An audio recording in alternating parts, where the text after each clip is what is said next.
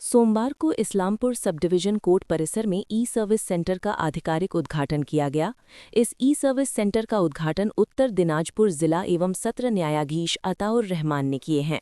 समारोह में इस्लामपुर अनुमंडल कोर्ट के एडीजे, फास्ट ट्रैक कोर्ट 2 के न्यायाधीश नीलांजन डे और जाने माने वकील सौमेंदु मजूमदार के साथ साथ इस्लामपुर सब डिवीजन कोर्ट के अन्य न्यायाधीश और वकील शामिल हुए।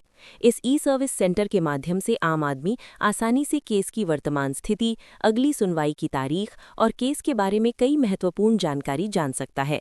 इसके अलावा सुधार गृह में बंद लोगों के रिश्तेदारों से मिलने के लिए ई मीटिंग बुक करने में सहायता भी इस सेंटर से मिलेगी। इसके अलावा इस बारे में भी जानकारी मिलेगी कि क्या कोई माननीय न्यायाधीश या माननीय न्यायाधीश किसी दिन छुट्टी पर हैं। District legal services authority, high court legal services association और supreme court legal services association के जरिए मुफ्त कानूनी मदद कैसे पाएं, इसकी पूरी जानकारी भी इस ई सर्विस सेंटर से दी जाएगी। गौरतलब है कि ये सर्विसेज डिजिटली उपलब्ध हैं। एंड्रॉयड और iOS मोबाइल फोन यूजर ई कोर्ट मोबाइल ऐप डाउनलोड करके आसानी से इस सर्विस का फायदा उठा सकते हैं। मौजूद जजों और वकीलों ने कहा कि इस ई सर्विस सेंटर के जरिए आम आदमी ज्यादा ट्रांसपेरेंट और सीधे तरीके से जस्टिस सिस्टम से जुड़ पाएगा। उनके मुताबिक ये पहल इस मकसद से की गई है कि आम आदमी जस्टिस सिस्टम से किसी भी तरह से धोखा न खाए। उन्होंने उम्मीद जताई कि इस डिजिटल सर्विस से भविष्य में आम आदमी को बहुत फायदा होगा। সর্বোচ্চ আদালতে যে ভাবনা ভাবছেন, আমরা সেই ভাবনাটাকে বাস্তবায়িত করার চেষ্টা করছি। দেশের সর্বোচ্চ আদালতের উদ্দেশ্য মানুষের কাছে বিচার সহজলভ্য করা এবং বিচার প্রক্রিয়ার যে সুযোগ সুবিধাগুলো আছে, বিচার প্রার্থীরা যাতে তার থেকে বঞ্চিত না হয়, যাতে সহজে সরলে সেই বিষয়গুলো পেতে পারে। আজকের আমাদের যে উদ্দেশ্য, মানুষ দূর দূরান্তে গ্রামগঞ্জ থেকে আসেন, সর্বক্ষেত্রে আদালতে দ্বারস্থ হতে পারেন না। বিশেষ করে মামলা চলাকালীন অবস্থায় তারা চলে যান, কিন্তু দিন পেতে তাদের সমস্যা হয়। তাই আমাদের এই ব্যবস্থাপনার সাহায্য যদি তারা নেন, তারা যেমন দিন খুঁজে পাবেন, একইভাবে গত দিনে কি আদেশ হয়েছে সে আদেশগুলোও তারা খুঁজে পাবেন। অর্থাৎ আমাদের উদ্দেশ্য মামলার দীর্ঘসূত্রিতা যেমন যন্ত্রণার কারণ, কিন্তু মামলার অগ্রগতি প্রগতি কোন পথে চলছে সেগুলো এই মাধ্যমে জানাটা তাদের পক্ষে ভীষণ সহজ হবে। এবং তারা যদি এটাকে প্রয়োগ করে এই বিষয়গুলো, তাহলে আমার মনে হয় যে কেন দিন হলো না, কেন দিন পড়েনি, এই কথাগুলো বলার জায়গা থাকবে।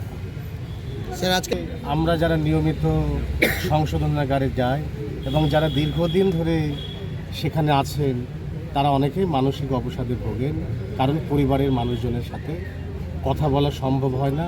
ওখানে গিয়েও সাক্ষাৎকারের সময় সুযোগ তারা পান না। কিন্তু এই বৈদ্যুতিক যন্ত্রের মাধ্যমে আমাদের প্রতিনিধি যারা আছেন, তাদের পরিবারের লোকজনরা যদি আসে, তাদের সাক্ষাৎকারের ব্যবস্থা আমরা করে দিতে পারবো, যার মধ্যে স্বচ্ছতা, পরিচ্ছন্নতা সব কিছুই থাকবে, যেখানে ধরা করার বা অন্য কোনো মাধ্যমের প্রয়োজন হবে না।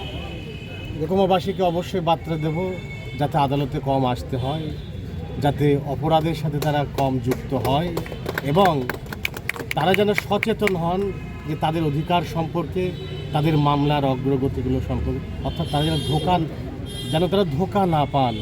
কারণ বিচার ব্যবস্থার উদ্দেশ্য, আমার সাথে বাবলুবাবু আছেন, আমাদের কারোরই উদ্দেশ্য মানুষকে অসহযোগিতা করা নয়, মানুষকে সহযোগিতা করা, মানুষকে বিভ্রান্ত করা নয়, মানুষকে সাহায্য করা। এছাড়াও আমাদের উদ্দেশ্য যাতে সঠিক সময়ে মানুষ সঠিক বিচার পায়, আমরা সেই ভরসাটা জাগাতে পারি, এটাই আমাদের উদ্দেশ্য। স্যার, ই সেবা কেন্দ্রটা কোন সময় খোলা থাকবে আর কোন কোন দিন মূলত খোলা থাকবে? মানে সব দিনই খোলা থাকবে, আদালত যে কদিন খোলা থাকবে এটাও খোলা থাকবে একই সাথে। স্যার, একটা প্রশ্ন ছিল, সেটা হচ্ছে যে একটা মানে প্রচলিত প্রবাদ যে বিচারের বাড়ি ব্যবস্থাপনার মধ্যে কিছু ত্রুটি আছে, আমরাও সে ত্রুটি মুক্ত তা নয়, কিন্তু আমাদের যে সমস্ত বিচারক ভাই বোনেরা রয়েছেন, আমাদের যে আইনজীবীরা রয়েছেন, তারা সর্বতোভাবে প্রচেষ্টা চালাচ্ছেন সমস্ত ব্যবস্থা দ্রুতগামী করা এবং মানুষকে যথাসময়ে যথাভাবে সহযোগিতা করা। ধারণা ছিল আদালত মানে তারিখ পে তারিখ, এটা বোঝাই যেত না যে কবে কোন মামলা কখন আদৌ আছে, কি হচ্ছে।